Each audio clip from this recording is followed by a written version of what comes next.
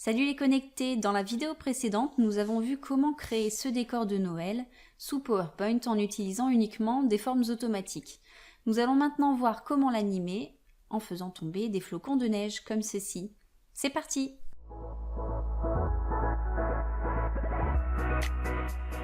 Pour créer mes flocons, je vais me positionner sur une diapositive vide et donc je vais utiliser des formes automatiques.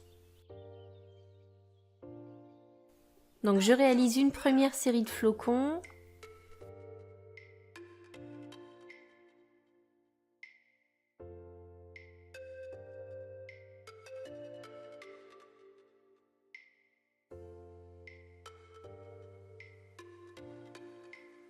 Je les fais dépasser de l'écran, ainsi je vais pouvoir les faire défiler.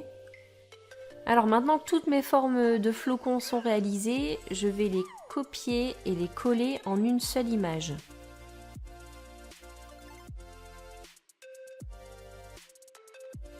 Donc voici pour ma première série.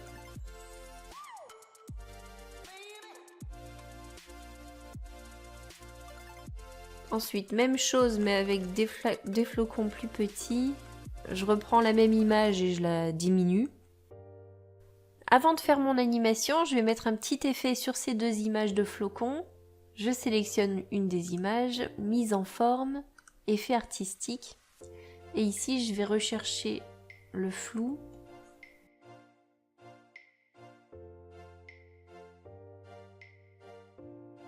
Donc pour les gros flocons, je vais les mettre par exemple à 8.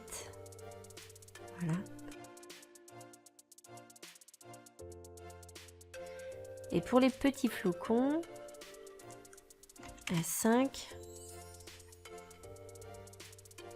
Et maintenant, je peux reprendre mes deux images et je vais aller les coller sur mon décor de Noël. Pour faire tomber cette neige, je pourrais utiliser la transition morphose, c'est possible, mais je vais choisir une animation qui va me permettre de donner deux vitesses à mes deux images.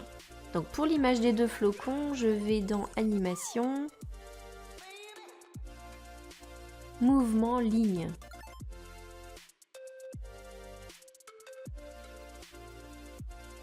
Et donc vous voyez ici cette ligne qui est formée, je peux l'agrandir ou la mettre sur le côté. Donc je vais la laisser comme ceci. Je vais tout de suite aller modifier ma durée d'animation, je vais mettre 10 secondes. Démarrage avec la précédente. Et dans mon volet d'animation, je vais effectuer un clic droit sur l'animation, option d'effet, et je vais annuler le démarrage en douceur et la fin en douceur, puisque ça va me provoquer un ralenti au début et à la fin de l'animation, qui n'a pas de sens dans le cas de neige qui tombe. Voilà, ainsi mon animation est régulière. Maintenant, même chose pour ma deuxième image, de flocons plus petits. Cette fois-ci, je vais prendre l'animation en courbe pour donner un effet de mouvement à ces petits flocons.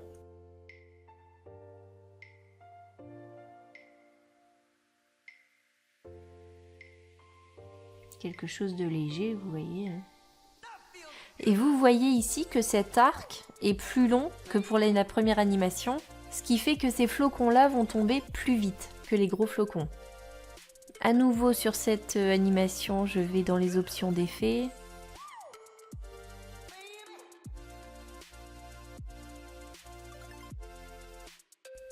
J'ai oublié de modifier ma durée à 10 secondes également. Et donc vous voyez que nous avons bien les deux vitesses de descente de flocons. Les petits flocons descendent plus vite que les gros. Voilà, j'espère que cette double vidéo vous aura donné des idées. À bientôt!